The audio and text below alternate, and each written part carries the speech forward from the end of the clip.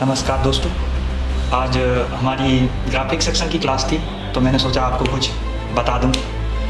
आज हमारे सर ने एक बहुत ही डीपली चर्चा हुई और थ्योरी के रूप में बहुत ही डीपली नॉलेज मिली और उसके बाद एक ज़बरदस्त प्रैक्टिकल हुआ। एशिया टेलीकॉम में पढ़ाते नहीं, लड़के के दिमाग में, स्टूडेंट के दिमाग में इस तरीके से एक हंसी मजाक में इस तरीके से दिमाग में बिठा देते हैं लाइनों को, वोल्टेज को, कि आप चाहकर भी नहीं भूल सकते।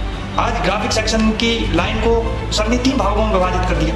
हमें पहले लगता था ग्राफिक सेक्शन एक छोटा सा सेक्शन है, नहीं, लेकिन जब उसकी आज थ्योरी पे चर्चा हुई तो लगा नहीं, वास्तविक इसमें नॉलेज लेने का क्या बेनिफिट है उसका।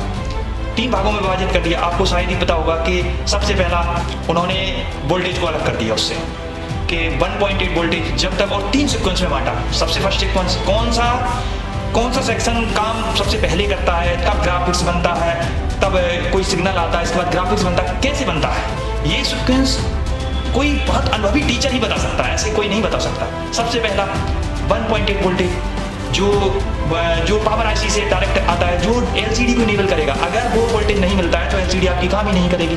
अगर एलसीडी काम नहीं करेगी तो आपको आने वाले जो लूप नाम की आईसी होती है, ग्राफिक्स हमारी आईसी होती है और भी आईसी होती हैं, जैसे PMI हो गई, SM हो गई, PML हो गई, ऐसी तरह की आईसी होती हैं, मीडियाटेक है, कोलकॉम, सब में होती हैं। तो जो ग्राफिक्स आईसी से आने वाले +5 वोल्ट और +-5 वोल्ट ये नहीं मिलेंगे।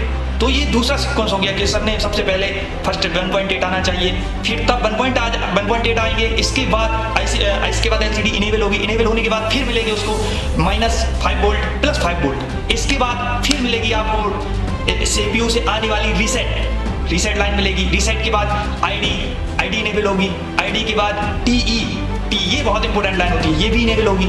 इसके बाद जब ये सारी लाइनें सीक्वेंस बन जाएगा, एक पैटर्न के रूप में काम करेगा, इसके बाद तब सीपीयू अपनी ग्राफिक्स सेक्शन को इनेबल करके ग्राफिक्स भेजेगी एलसीडी के ऊपर, तब हमको दिखाई देता है। ये सब डीपली नॉलेज सर ने बहुत ही इजीली तरीके से बताई, इतनी इजीली तरीके से बताई कि दिमाग में, हर लड़के के दिमाग में एकदम फिट हो बैठ गई। लगता है कि नहीं सर, ये क्या नॉलेज दी सर ने।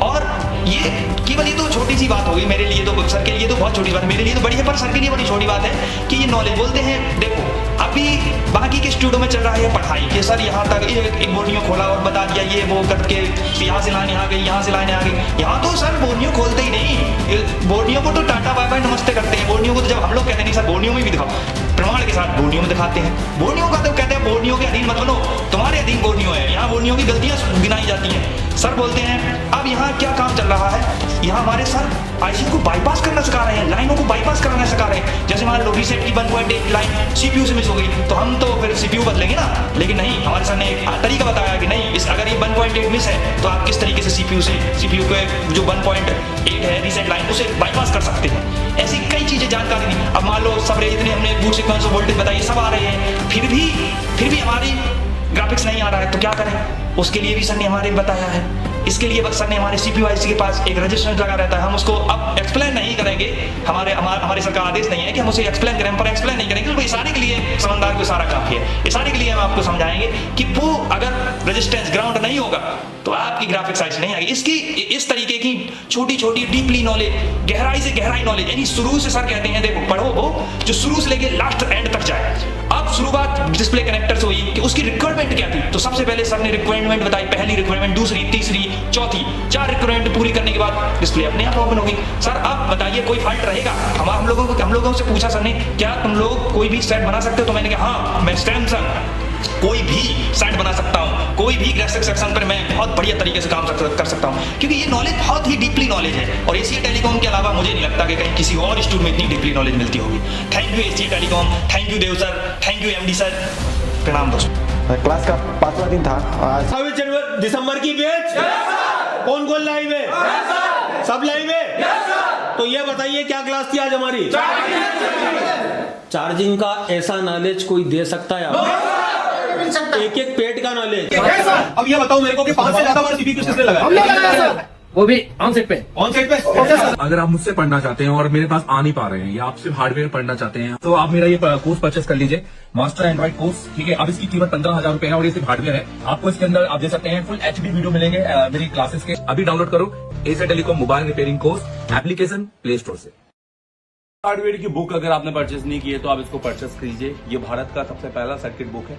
इसके अंदर आपने आईसी डाटा शीट तो मिलेगा, साथ में hardware circuit, power boot scan और उसके अलावा कंपोनेंट की बहुत अच्छी डिटेलिंग मिलेगी। ये हिंदी और इंग्लिश में दी गई किताब है और इस किताब से आप बहुत सारी जानकारी वो उठा सकते हैं जो यूट्यूब में नहीं है और जो एक क्लास का एक कंटेंट हो सकता है। ये किताब पढ़कर आपको बहुत सारे सॉल्यूशंस मिलेंगे और सर्किट किस तरह से काम करता है थोड़ी इसको डिटेलिंग में बताया गया है। इसमें एडवांस नेटवर्क जो कि नेटवर्क सर्किट को भी बहुत अच्छे से डिटेलिंग में बताया गया है कि पीएफओ पे आपने कितने वोल्टेज चेक करने हैं और हर सर्किट को हो गया सिम हो गया या चार्जिंग हो गया या फिर आपका हो गया लाइट या ग्राफिक्स या फिर आपका फिंगरप्रिंट सेंसर या टेम्परेचर का एरर, तो ये सब कुछ आपको इस किताब के अंदर अच्छा देखने को मिल जाएगा। तो आप इस किताब को परचेस कीजिए हमारी वेबसाइट www.acertelecom.in पे जाके आप वहां पर उसको डायरेक्ट बाय करके अपने घर पे ऑर्डर कर सकते हैं। ये आपको 7 से 8 दिन के अंदर घर पे मिल जाएगी। Thank you very much.